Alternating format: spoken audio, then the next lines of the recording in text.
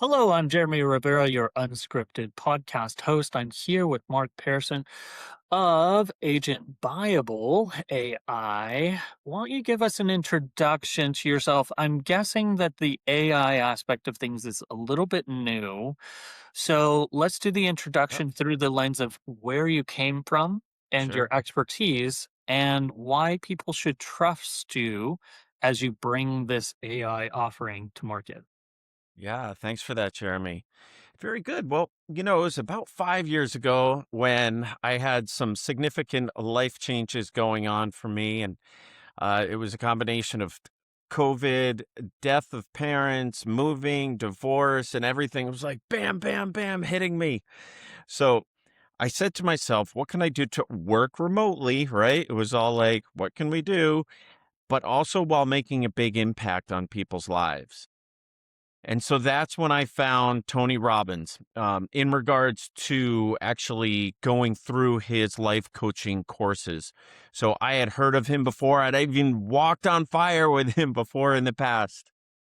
But I got life coaching and then I drilled down further and pivoted into specifically business coaching because a lot of people were asking me about doing things for them, helping me with their business, but then some things they just wanted to be done for them, the classic done for you Sure. service. And that's about 2 year into the process is when AI came across my radar. Yeah. So although AI has been around for actually over 80 years, it came across my radar in that time period where people were going through my business coaching, but then saying, this is great. You've helped me a lot. And there's still this thing over here that I just want to be handled. And so AI and automations came across my radar, and I decided to pivot even further into the AI consulting. And so what that meant is that I would go into companies, I'd go into small to medium sized businesses and audit their business. They knew they wanted some sort of AI to help them do something. And those two things always fall into either increasing their profit or their revenue. And most of the time, the things that move the needle the most are like the top line revenue. And so I did a lot of things that were helping companies along getting clients.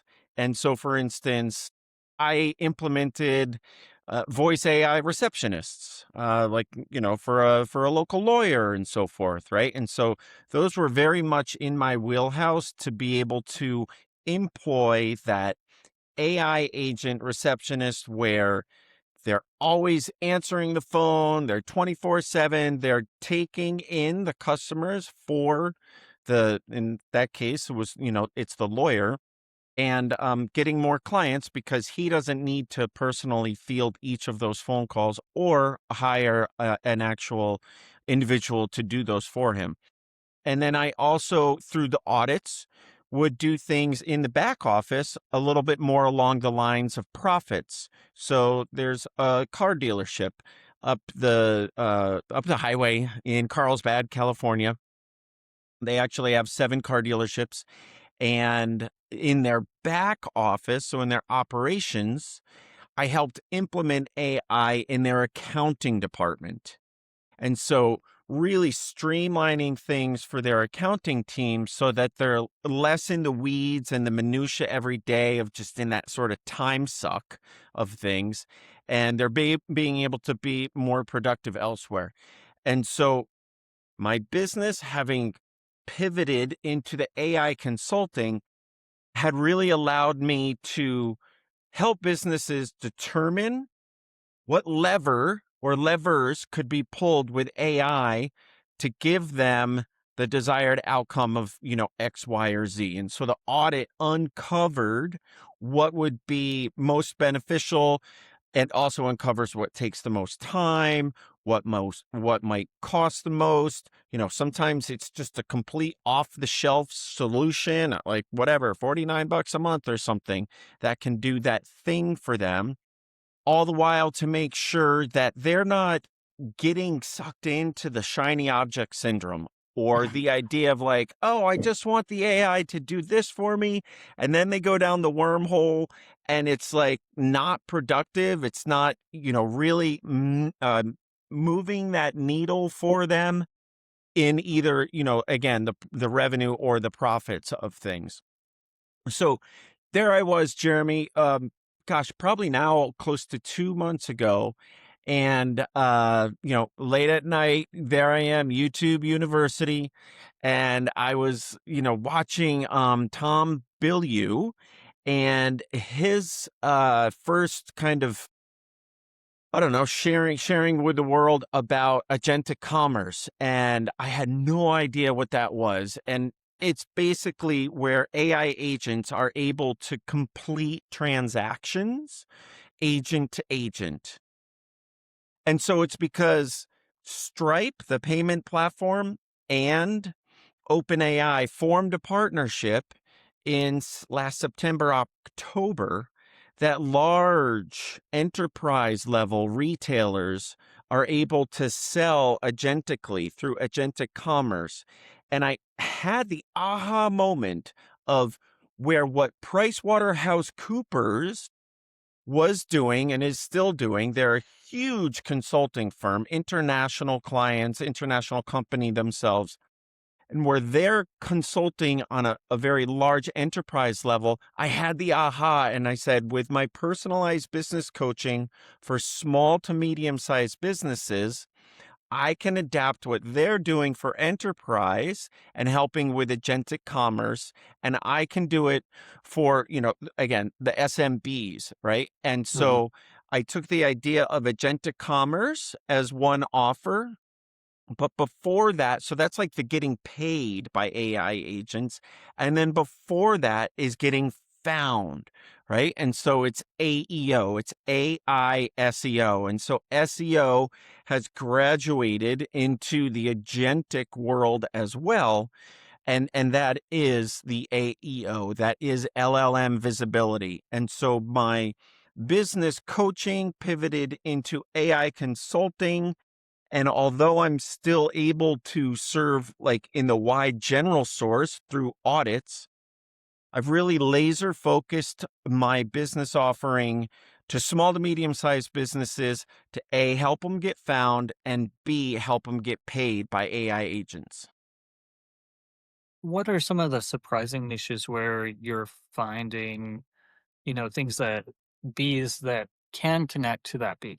Because I know I've talked to a number of different AI consultants of various stripes and different specialties. You're the first one that's talked about this particular aspect of accepting payment. I mean, I knew that it was coming and I knew that it was happening in some places, but can you give us a little bit of better insight as to like where that's happening? Because I can't imagine, like right now, it's not. Is it happening in like the home services niche of like people delivering, concrete walls or uh, you know, doing home improvement types of things, or is there a more specific type of niche or application where you're seeing the possibility of agents who have money to spend. It sounds weird to say, but I guess Yeah, that's they have where a we're at wallet. is who have a wallet. Yep. What is the offer? What are some of the type of offers you're seeing that they're seeking that they would, whatever their criteria is, choose to give your business money for? Yeah, 100%. So here in the US, it's very much been rolled out again on that enterprise level. So where I'm seeing it and where you're talking about with contractors, Home Depot, Lowe's, and then also think e-commerce. Okay. So think places like Etsy, think Wayfair, think major retailers like Coach, um, Urban Outfitters, Kate Spade, okay, large retail giants like those, you could tell your AI agent to go and like buy the thing, or you could brainstorm about ideas of gifts, and then it might come up with something from one of those retailers. Similarly, on Shopify, okay, people can make their storefronts be agentic ready, agentic commerce. And so the big payment processors like Visa, MasterCard, PayPal, etc. Those are all there. And so, Google with Shopify and OpenAI and Stripe together, they've made these things called protocols. So the Agentic Commerce Protocol is Stripe's and OpenAI's. Universal Commerce Protocol is Google's. And so the contractor down the street, he's not quite there yet. And so that's where I'm starting to bridge the gap. And that bridge can happen two ways. One is the agent could quite simply book an appointment so that the contractor sends out a sales rep to, measure their room for a remodel, or the person wants to book a set of 10 chiropractic appointments with a chiropractor, and where like a human can go on to the human's website, the business's website, and book appointments through it. Yeah. It's now making that website be agentic ready so that the agents can see the calendar and book on behalf of their human onto the human's calendar, but it's all done agentically. And so there's A, the booking component that could happen, but then B, the transaction can occur because the safety rails are in place. They're Mm. there by cryptographics and the basically the digital currency rails that have been put in place by places like Stripe so that there's protection and security for the consumer. So just like how, Mhm. you've got security around when you use your Visa card right now, those have been thought and put into place and exist right now. And so we in the US in this regard, Jeremy, are lagging China a bit because China's platform with Alibaba and Quen, you can literally say, I want to go on a vacation in 2 weeks. I'm going to go to Shanghai. I want to spend whatever, no more than $5,000 and go to certain sort of restaurants. And what it will do is it will plan your trip. It will book your means of travel, trains, planes, automobiles, right? with their self-driving BYD cars. It'll research what is the weather going to do, and like it's probably going to rain. Do you own a raincoat? Do you want me to buy one for you? And so it can go out, it can see everything in advance of where you're going. You could give it a little bit of guide work, and then it comes back with more framing questions, and then it can go out and it can purchase these things, and the things being, again, products or services.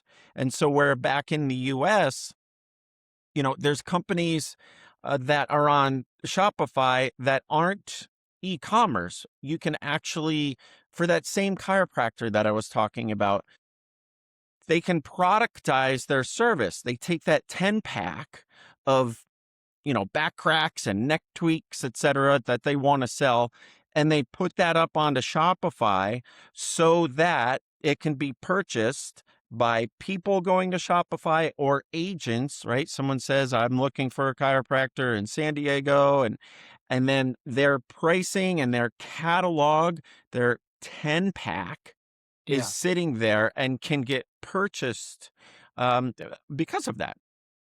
So it seems to me that uh, some of the work here is probably in actually having that productization, that business side conversation of, okay, yes, I know that you have the greatest formulation for your asphalt driveway, whatever it is, but we need to actually like not have you break this down that cost in your head when somebody's calling and they tell you they need X amount of feet of driveway to do it. You need to be able to like put that down.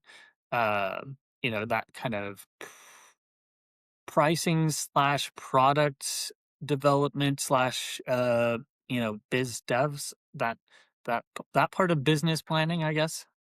Yeah, yeah. So all of that data and that product catalog needs to get looked at and prioritized so that for that company, it would be like, okay, what are, say, like the top 5 services that they do, right? And so they're like paving driveways, but maybe they also do sidewalks and then like pavers up to a front door. Those are like their ideal 3 things. And then so they productize all of that data. They go through and they go through with what's called like schema, and you're just getting really clear on what the thing is, the product is. And then it's just like assigning SKUs to things and different pricing because of that, so that the agent is able to read it in their format really cleanly. And where we go onto websites and we want to see the thing and we read about it and all of the fluff, that gets stripped out for the agents because the agents are just looking for a certain thing. And Hmm. then it does depend on certain descriptors, like whatever you maybe for the asphalt one, you're going to want to make sure that it can like withstand plowing in the winter. So it's, rated for a certain weight level or something. I have no idea, right? But Right, like right. those details all get put into the product catalog. Hmm. And so yes, it's the combination of like the engineering and the marketing, where those two roles, especially in really big companies, used to be different sort of separate positions. Now in large companies, they're talking much more when they're rolling all of this out, and then down to, smaller 10 individuals in a company or what have you. Maybe it's 1 or 2 people that they're doing that same thing. They're thinking about it from both points of view. So to be able to put it up there. And the challenge is that, I had this the other day, Jeremy, with a woman who, gosh, what does she do? Oh, yeah, her company does home home care for elderly. And so when, people get old and get dementia, but they don't want to go into a retirement community, they want to live at home and they don't want to be taken care of, so they hire a home services company to come in. And this woman's background, so she started this company because she went through things personally, and she started this company. She's now the CEO, the founder of it, and she's coming from like 40 years of experience in accounting. And so her challenge has been staying in that weeds of like the how to's, right? And the doing and like figuring it out on how to put it all together. So think like that marketing person with that engineer and how is it all going to work, versus like where I invited her to maintain her mindset is like just the doer, like knowing that that thing needs to get done because these days it's another marketing channel, right? Like having the AI be able to see and understand the engineering and the marketing side of whatever product or service. Hmm. Like this is a whole new channel, just like advertising is a channel or social media, right? Now, agentic services are a thing. And so having that business owner, that woman, realized that like for her, the challenge for her is to stay up as the director level of like, this is a project and it needs to be done over here, and to not be sucked into the weeds of the how to's, right? To Hmm. be able to delegate that gets done. And so, know that it can get done and know that you can hire internally, you can research, use GPT and everything, or hire professionals and agencies such as myself. So to be able to do that thing that's specific to whatever your business offers, whether it's a product or service. A couple of your descriptors, seem to fall into the B2C category. I'm curious if you're selling, oxygen monitors to vendors who need them for to make sure their workers don't die when they're getting ice cream out of their trucks or whatever. Yeah. like in the B2B space, is this a coming thing where if you're a manufacturer, you selling to businesses that you also need to be thinking about? 100%. Yeah. In fact, business, the majority of the transactions that are getting done and will get done will be smaller transactions that are exactly that. They are business to business of the agents just um, doing a lot of those like reorders, monthly reorders on things, and just in the kind of like general maintenance of business. And Yeah. so agents just handling those sort of things will become very, very common. And they'll also be supported by the more like the customized route of whatever the product or services is that someone's looking for. And so there's a whole side of SEO on how people are ranking, how they're showing up, right? And so there's a whole side of AEO, answer engine optimization, so that people are showing up in those LLM searches. And then, so it's like they want to be found. And like the woman that I was using with the example, like, she only wants to be found. The way that she does her business is that she doesn't need or want the AI agent to basically like onboard or close a sale or whatever. She has a team for that. Like, okay, great. But being found is very important. And so then it's just a matter of like, where are companies in that flow of things? Again, to go back to leverage the AI to best get the revenue or keep the profits and serve their clients the best. Let's talk about either tactics or strategy for brand new brands. Um, Okay. like it's funny because there was a press release for a company, and I read through it, and they forgot to actually say their name, and they forgot to link to their site. Um, In the press so release. in the press release, Ouch. Yeah. from Well, a that's very a large, very large rookie entity. mistake. You'd think so, but no, Chevron's a pretty big company, and Jeez. they didn't mention their new Project Kilby in their release. Yeah, so Man. um, that type of thing. What level of interlap between LLM optimization, SEO, is really just remembering the third person that's always been in the room, but probably not in the same conversation, the PR team, the Yeah. PR person, the PR agency. How much of this optimization is just reminding those PR people when they're doing their job of just some, fundamental things like, hey, let's include the name in the press release. Let's make sure that that name, that branded name gets linked, or that link has relevant text, and isn't just sales promotion stuff. Yeah, 100%. I mean, the ball dropped there. They definitely missed the opportunity. That's what it's all about. It's like all of marketing is about being seen, being heard, it's getting attention. And so whether it's in press releases and being accurate with the brand and the product or service that they're wanting to spread, or the case study, like whatever it is, right? It's also that these AI agents, they're out there and they're crawling the web for us because you want to find something to do for you. And so the more places that your business can get seen and get cited so that the AI is building up that credibility for you, and then it's recommending it to, to their human, right? And so it's across the board. It's getting cited in press releases.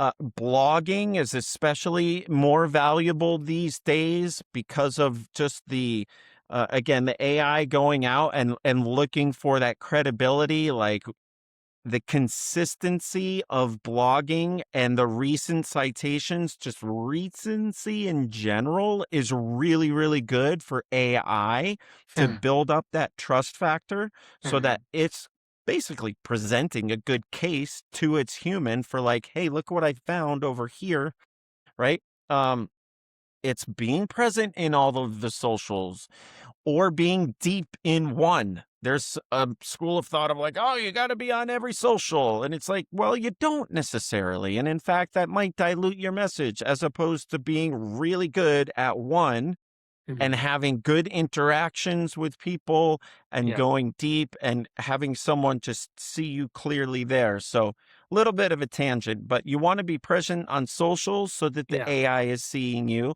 and even on various chats and so forth, like Reddit, right, and all of these areas, like TikTok and YouTube, so that the AI is not just seeing, it's not just ranking you like on Google because of a little bit of your own website optimization. It's also seeing in all of these other places as well that you're showing up. And what's really like a kicker is that there, the optimization for the AI searches are unique to each individual large language model. I was And so seeing that, you're yeah. wanting to like rank on Google. Well, like you also want to show up on these other places like the Bings and, again, the TikToks or whatever, so that with Gemini's unique algorithm and GPT's unique algorithm and Perplexity's and the various LLMs each have their own way of going out and looking for these citations and trying to find the best roofing contractor or the best dentist or the best hat to wear in Whistler in the middle of winter, this sort of stuff. And so having your business be spread across have as many stories so that the AI can verify Mhm. and give that recommendation as a trusted, credible source because it's seen your business over here and over here and over here, and it's done that cross-referencing and checking. Question. Um, what are some of the surprising APIs that you've become aware about of different channels of how different LLMs are sucking in that data versus just primarily through search results, which then, like I know that OpenAI, for example, they started with Bing, but now they obviously also are pretty much just a wrapper for Google and a lot of their results. They're doing Bing Google queries and not just using Bing as a search engine. I think it was Perplexity that was found to possibly be using Brave and its search results directly. Um, because you talk about, participating in these social channels and putting information out there. But it occurs to me that there's a difference between how that visibility is going to appear based off of whether those individual LLM tools or AI models are pulling that through, an API partnership with Eventbrite, Yeah. which is informing them of, hey, there's these events that are happening in the city versus them doing a Google search and then seeing whatever event date priority that Google is going to surface because that's like a secondary filter effect, right? Yeah, indeed. And that's again going back to where you want to put the news out in as many spots as you can so that it's able to see all of those things. And there's absolutely, I mean, I remember just even a couple months ago, people saying, "Oh my gosh, there's going to be, advertising on GPT, that's going to come someday." And it's like, it's here. Like there's advertising on GPT now. And so there's a degree of, you know, the money is talking, right? Where like you can now buy ad space on GPT.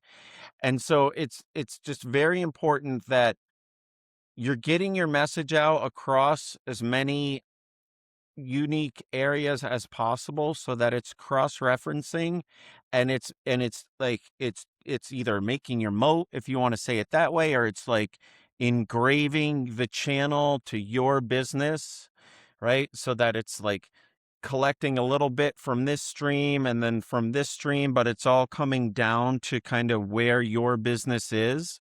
And so that it kind of doesn't matter what ends up being like the end of the day source at where, it's kind of doing its final recommendation.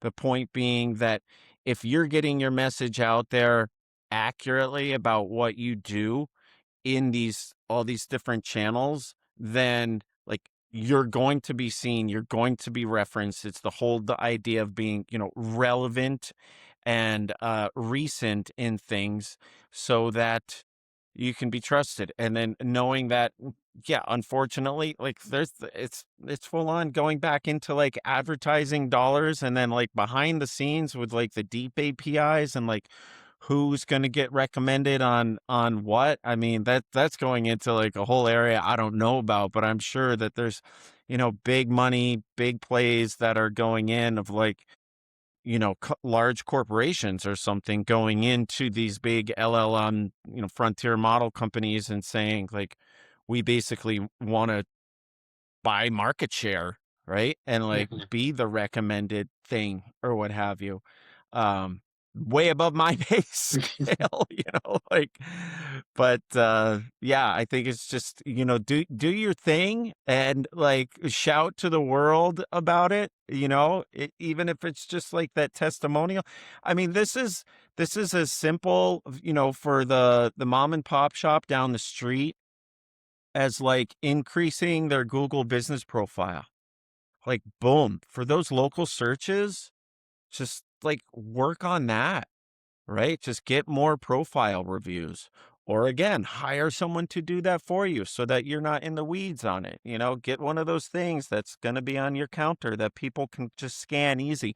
So you make it easy so that over time these things get built up.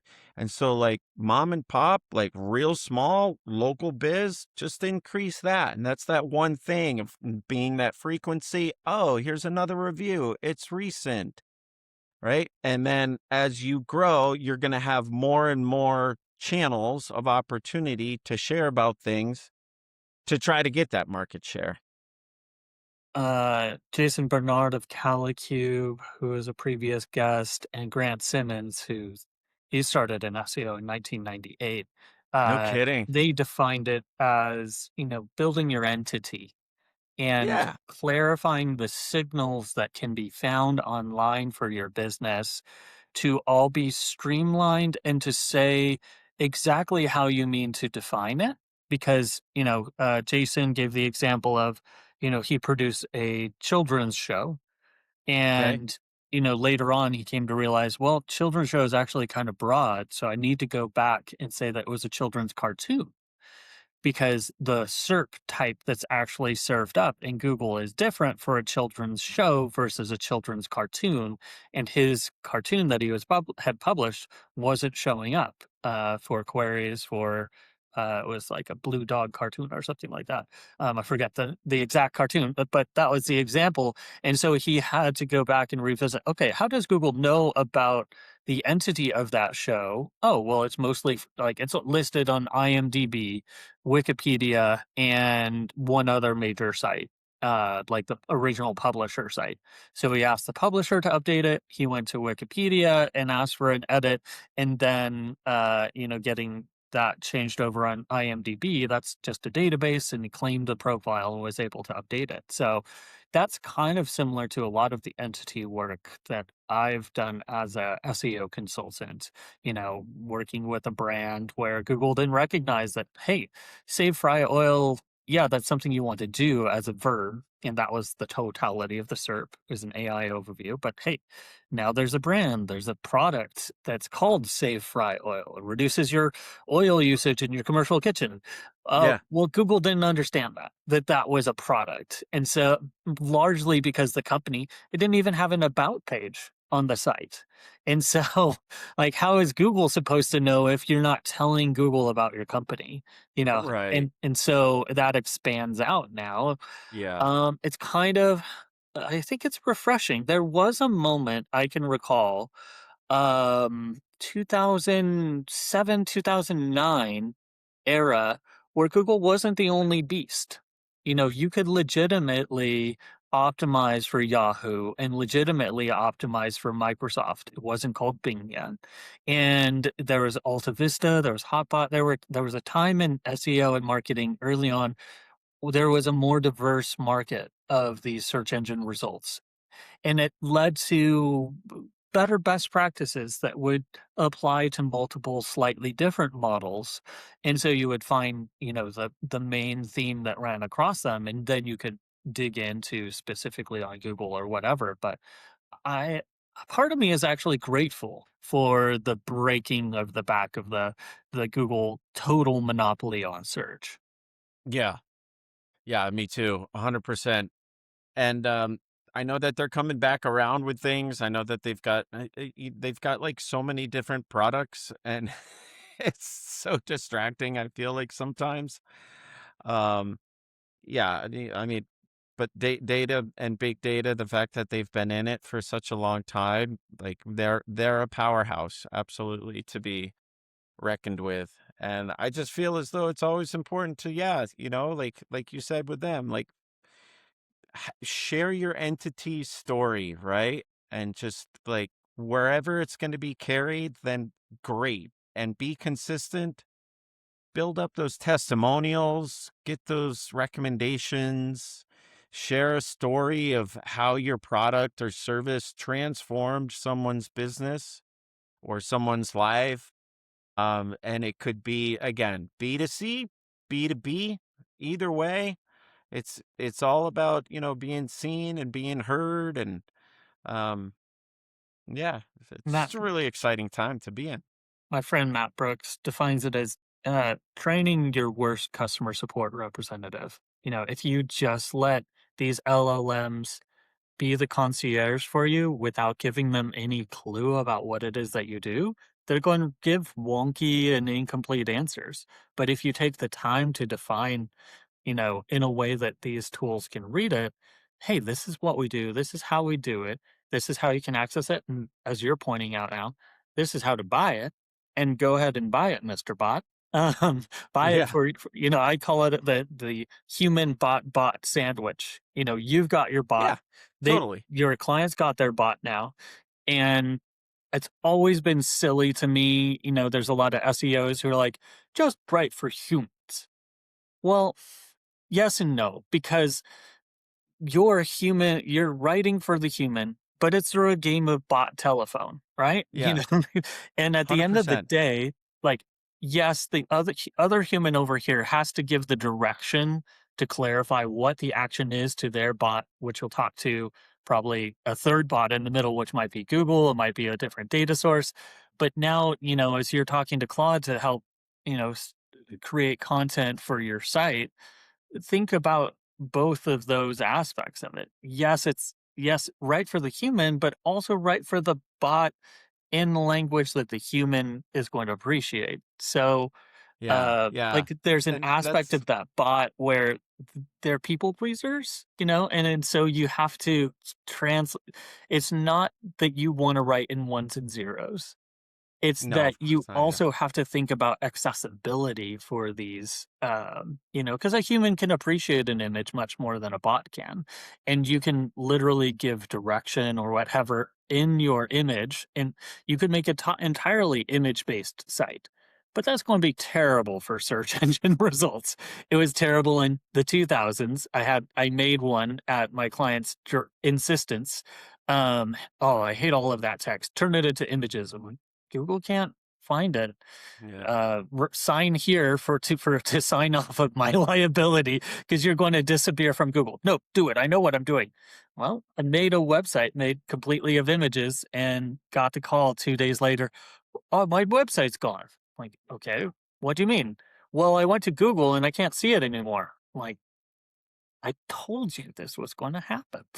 so, Yeah. so we have to keep in mind, you know, the bot's ability to act on humans' behalf.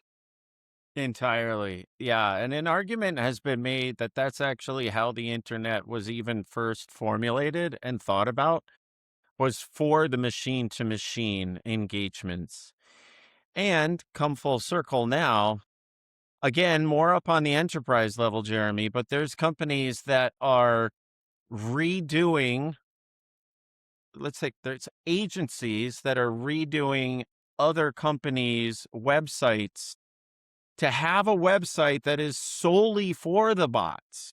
Mm, Okay. So, like, mm, where what I'm doing is about embedding onto the site the languaging, like the JSON files, right? The text, the LLM files, these things that are embedded, but they're still on that main website.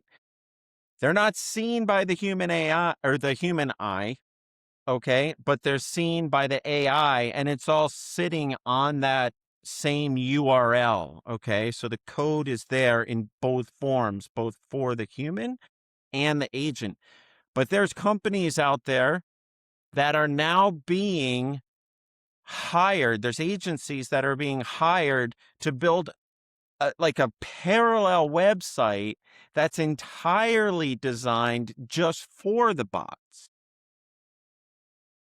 controversial question, and this comes from the SEO side of things. Sure. Backlinks. Fundamental in search engine optimization.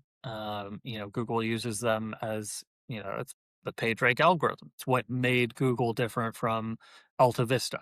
Alta Vista was text only. Would you say that the utility of backlinks at the moment in SEO is not for direct influence in Anthropic's model, in Claude, in GPT, or Perplexity?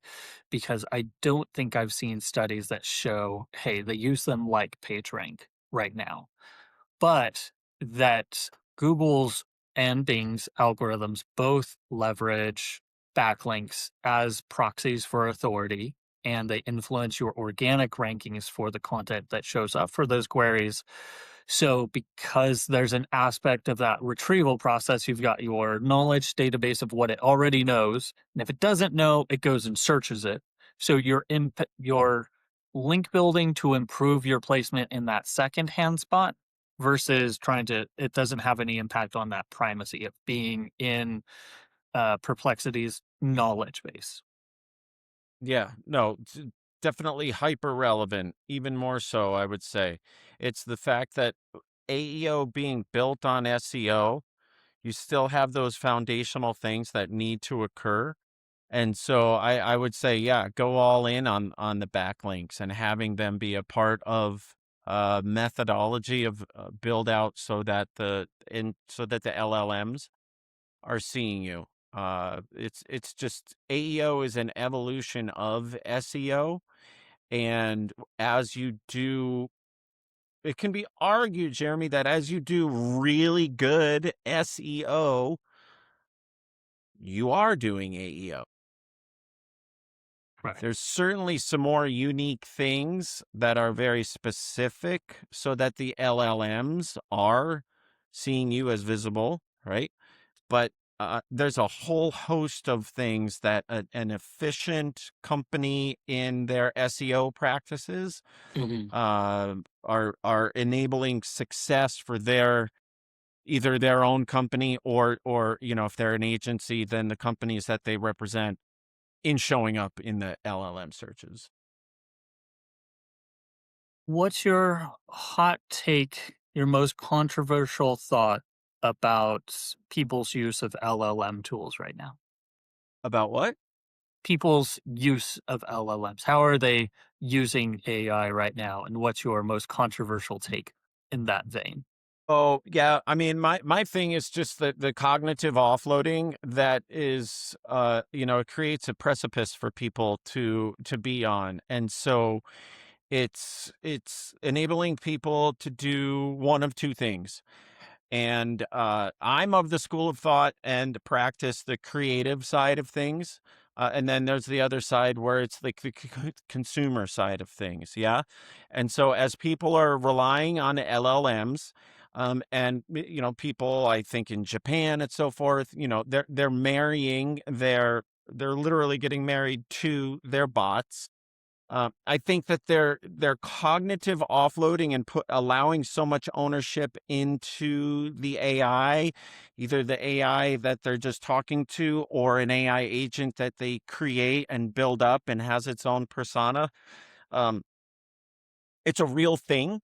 I believe that there's only going to be more and more of it, but I think that the challenge for people is going to be realizing that it's a fantastic resource, but it's not like having you don't want to give it full agency.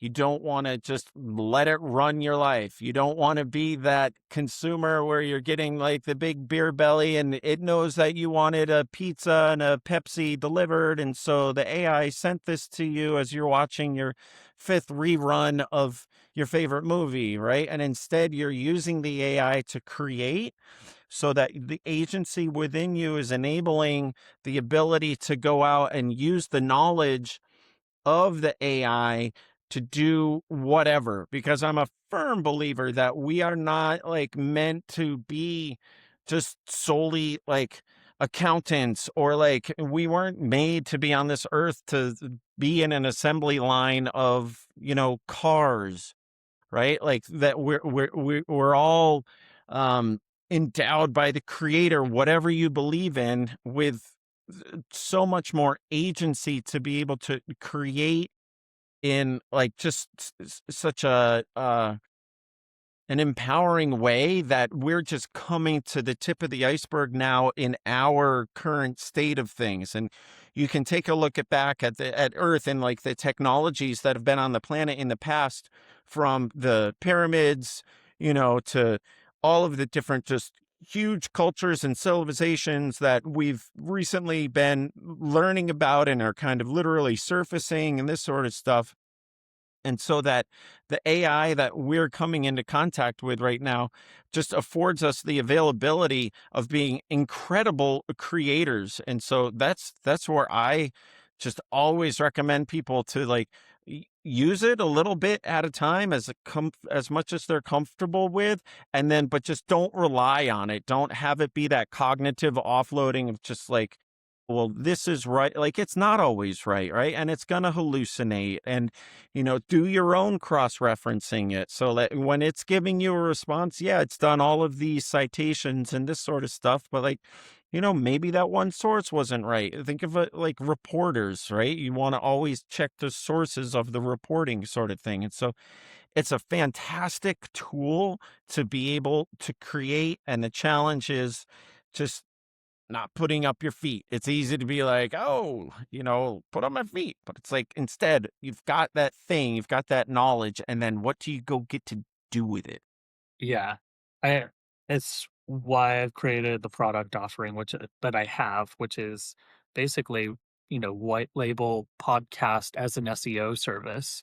Of I help brands create a podcast, find a host, have unique, genuine conversations with other humans in a target industry or niche, and then turn that into content for their blog, content for their social media, build that audience, build that connection, and boost the signal. Because every conversation you have with somebody on a Signal, yeah. podcast, it multiplies your reach by their audience. So it's the Yeah. best of outreach, human to human collaboration, and anything you do with SEO beyond, or with AI tools beyond that, is just just multiplying the value and unlocking it, because Yeah. you had the human conversation, you had the exchange of knowledge between two human beings. And so I definitely Yeah. agree that sitting on your laurels and putting in a prompt of, "Hey, what do you think is a good way to do, AEO?"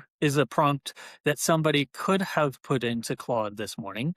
or they could have listened to this conversation and had a much richer, dynamic, thing based off of experiences. LLMs only have stolen anecdotes. They don't have anecdotes or experiences of their own.